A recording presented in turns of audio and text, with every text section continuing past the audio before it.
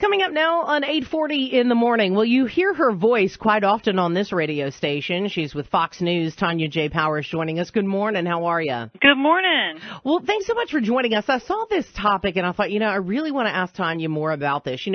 Nowadays it seems like it's harder to find a doctor here in South Louisiana, and we've got can I go to this doctor? Can I not go to this doctor? So by the time you get a doctor's appointment, if you go in there and it looks like you're not behaving correctly, how are you not going to get something wacky from your doctor? So tell me more about how you wanted to report on this topic, Tanya. Well, I saw this story and I thought it was really interesting. This actually came from Sky News, and one of our Fox News partners. And apparently, this study. Now, granted, it's a small study. They talked to 63 doctors in their final year of training, and what they had them do was they took two groups of patients. One of the groups was just your regular run-of-the-mill normal patients, no weird behaviors or aggressive or anything like that. The other group was told to identify what medical conditions they had. They said that, they acted aggressively, or they ignored the doctor's advice, or they questioned the doctor's competence, just kind of being hard to get along with, as my mama would say. And the doctors were asked to diagnose both groups. So when the doctors, were asked to write down these diagnoses as quickly as possible, the difficult patients were seen less likable. It took them longer. It was more difficult for them to diagnose those patients than it was the normal patients, so to speak. Yeah. And that part of that was because, the doctors are trying to deal with the behavior instead of just being able to deal with the facts as presented instead of how they're presented. You see what I'm saying? Absolutely. And that's why when I saw this, I thought, we got to do this story. And here's why. Here's one reason. So I go to a doctor's appointment about 2 months ago, right? Mm-hmm. And he's trying to ask me about my symptoms, but I'm so confused about my symptoms. And so I can tell that I'm rambling, but I don't know how to stop myself from rambling at this doctor. And all of a sudden it was a male doctor, and he goes, "Hey, did you do that manicure yourself? Because that looks real nice." Well, I immediately snapped to attention. I started laughing, and then he said, "Okay, now let's focus in." And then it was amazing, Tanya, and I thought, he's probably going that wacky lady. No, you know what? I think part of it is we don't know what symptoms are relevant and which ones aren't. Right. So we tend to throw everything in with the kitchen sink. Either that or we do the opposite and don't give them enough information. Yeah, we're like, we don't know. Right. I mean, who knows? So, I'm not a doctor. I watch Grey's Anatomy, but that does not make me, I'm not the person you want performing surgery on you.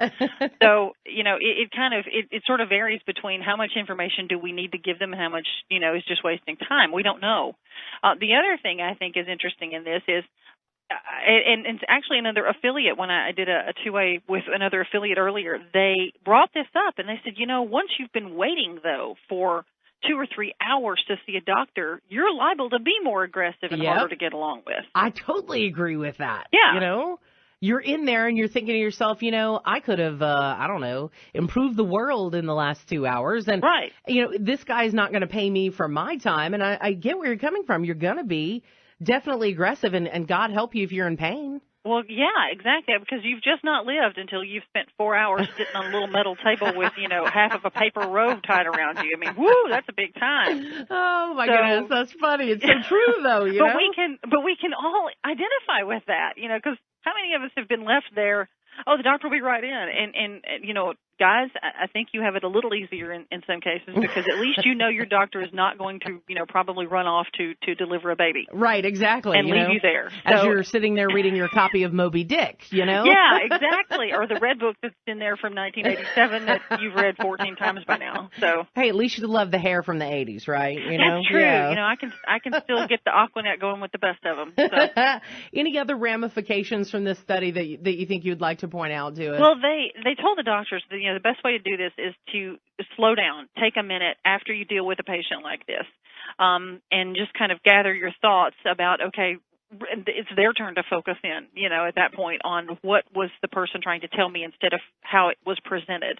They're also told to use as much of the diagnostic tools as they have. Now they kind of come in with an iPad or a laptop or whatever, and it's all networked. And there is no writing down and deciphering later what what was really going on there, or what the patient's symptoms were, and they tell them utilize as many of those tools as you can. Yeah. And I think that's so on point, because if if you don't do that, with the increasing amount of time you are waiting, the amount of time it takes you to get the appointment, the lack of enough doctors in a lot of communities, you have to be as laser focused as you can. And those doctors have to remember, hey, I also need to kind of focus in on this patient and really pay attention. And from the patient's standpoint, I mean, y'all are in Louisiana, just like I do, you can catch more flies with honey. Yes. So. Absolutely. Yeah. Well, Tanya, this has been great. Thank you so much. We appreciate you telling the story to us. Anytime. Thanks for having me on. All right. Have a good one. Thanks. You.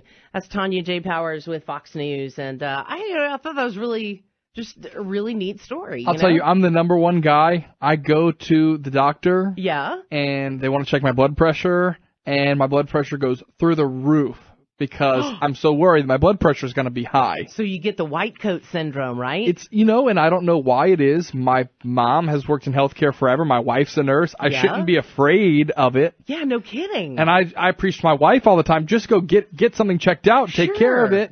That's why they make medicine. But when it's for myself, and I'll bring my kids, and my kids are really comfortable with pediatricians, everything. But when it's me, that's the end of it. Okay, now look, Rob just said that, so I'm going to take this opportunity. Men, you know what? You don't take enough good care of yourselves physically. So don't be a Rob. Don't be a Rob. Go get your annual appointments. When you don't feel good, have it tested out.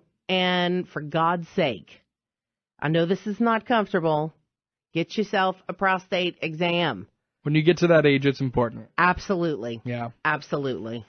Good interview, Bernie. Well, really interesting information. I have to tell you, that doctor that I went to see a couple months ago, it was hysterical. Yeah. Because it's like I couldn't focus on what I was trying to tell him. I'm like, I don't know, that just my hands don't work, and then my leg moves, and then he busts out with, "Hey, did you do that manicure yourself? Because it looks good." Then you snapped out of it. I did. Wow. Really cool. Really good interview. Good information. It's 8:47 now. We're going to come back with our last little promo. Opportunity to shake our shillelagh? Well, yeah. Well, okay. You can call it that. I'm going to talk about Patty in the Park. All right. 8:47. We're back after this.